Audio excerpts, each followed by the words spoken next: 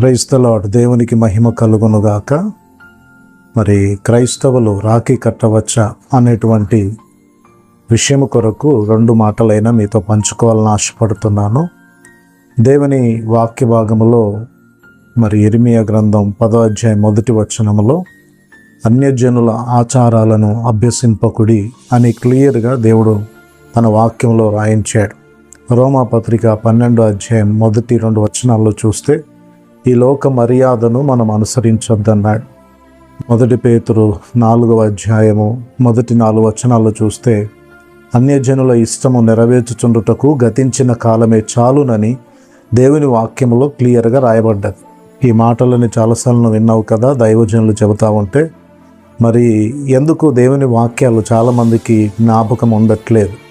ఈరోజు ఎంతో దేవుణ్ణి ప్రేమిస్తున్నట్టుగానే ఉంటున్నారు, ఎంతో దేవుని సన్నిధికి వచ్చినట్టుగానే ఉంటున్నారు, ఎంతో దేవుడు అంటే బాగా మాకు చాలా ఇష్టం అండి అని చెబుతున్నారు.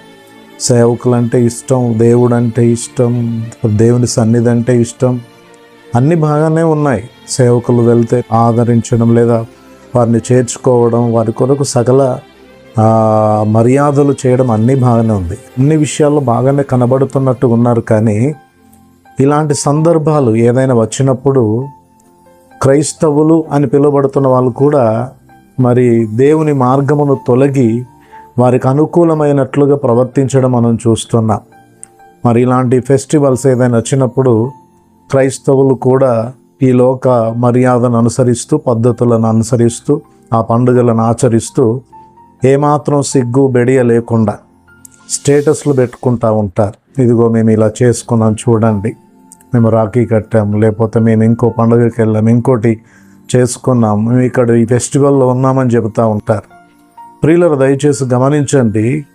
ఈరోజు నాకు తెలిసి మరి దేవుని వాక్యం యొక్క సత్యాన్ని సంపూర్ణంగా తెలియని వారు, దేవుని వాక్యాన్ని బాగా అర్థం చేసుకుని వారే ఇలాంటి పనులు చేస్తూ ఉంటారు.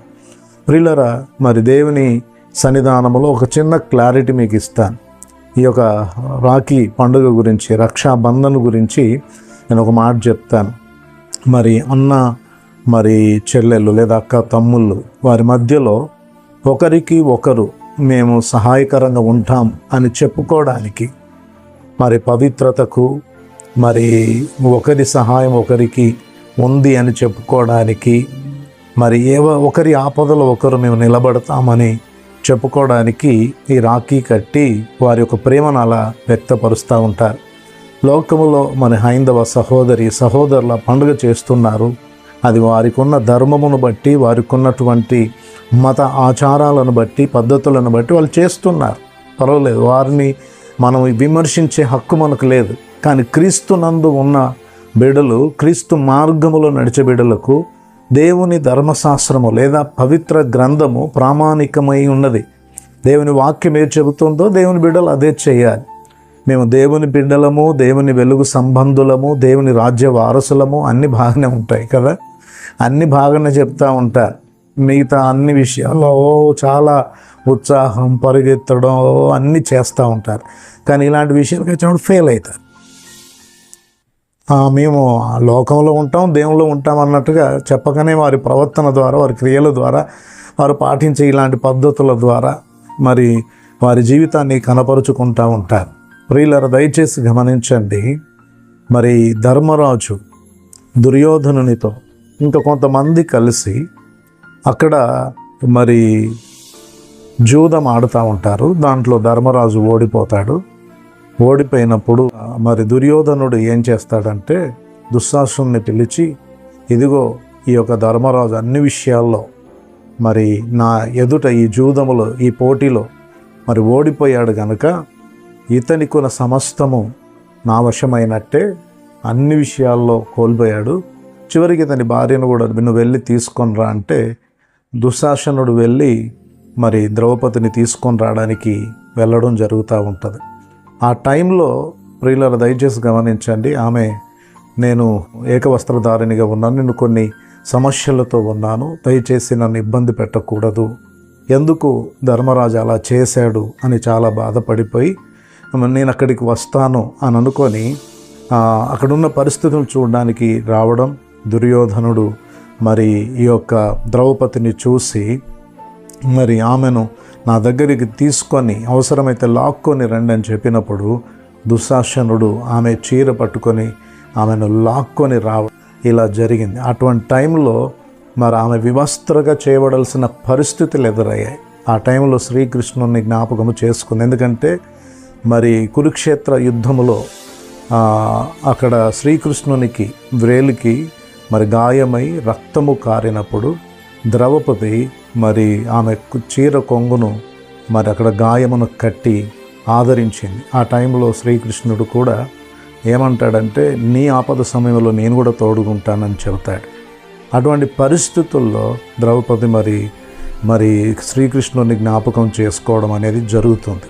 ఇలాంటి సందర్భాల్లో ఆమె కలిగిన ఆ విపత్తుల ప్రమాదముల భయంకరమైన పరిస్థితుల్లో ఆమె శ్రీకృష్ణుని జ్ఞాపకం చేసుకోవడం, ఆమె ఆ భయంకరమైనటువంటి పరిస్థితి నుండి మరి ఆమె తప్పించబడడం అనేది జరిగింది. ఆమెకు జరిగిన ఆ ఘోరమైన పరిస్థితుల్లో శ్రీకృష్ణుడు ఆమెకు సహాయం చేసినట్లుగా మరి గ్రంథాల్లో అలా చెప్పబడింది.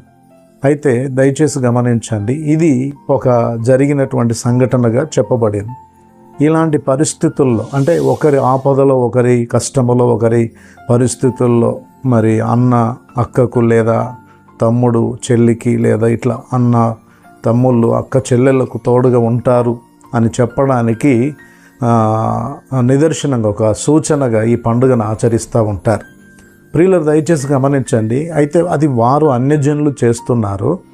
అయితే క్రైస్తవులు చేయడం ఏంటి అనేది ఒక పెద్ద ప్రశ్న.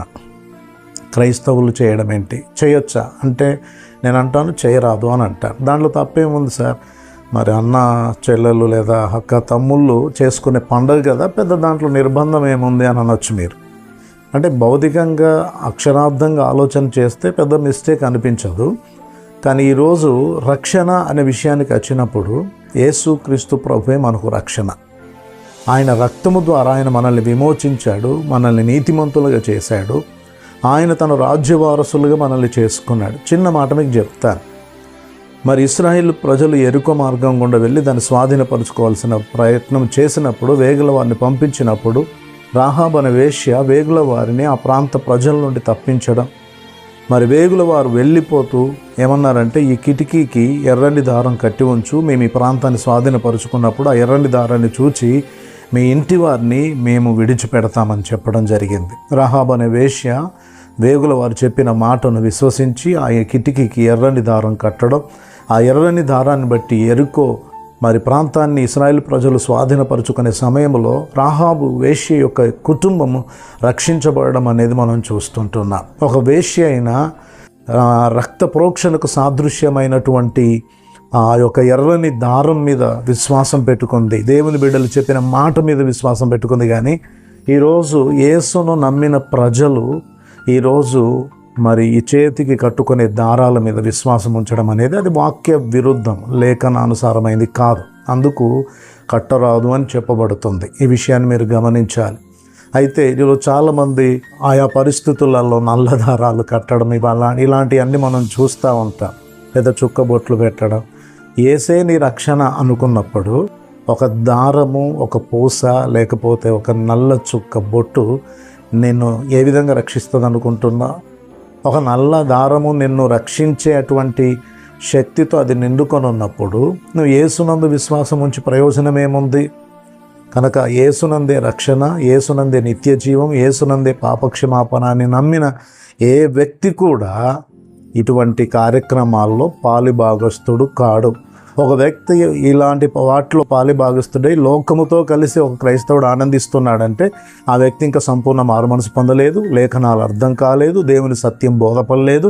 అతడు వెలుగు సంబంధినని చెప్పుకుంటూ చీకట్లో నడుస్తున్నవాడే.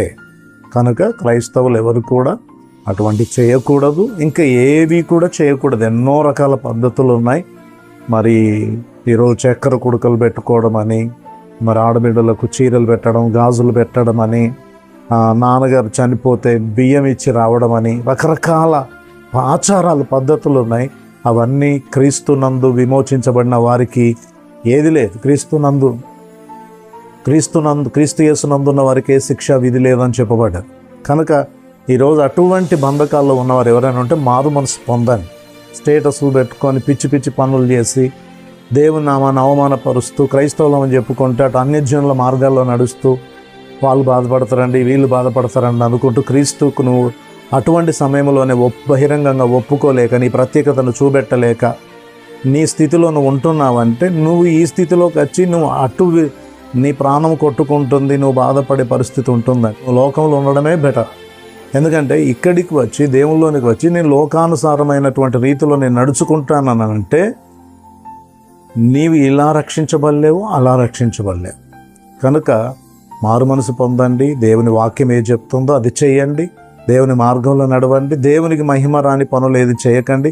దేవునికి మహిమ వచ్చే పనులు చేసి దేవుని నామాన్ని ఘనపరచండి. Praise the lord. దేవుడి మాటలు దీవించును గాక. ఆమేన్.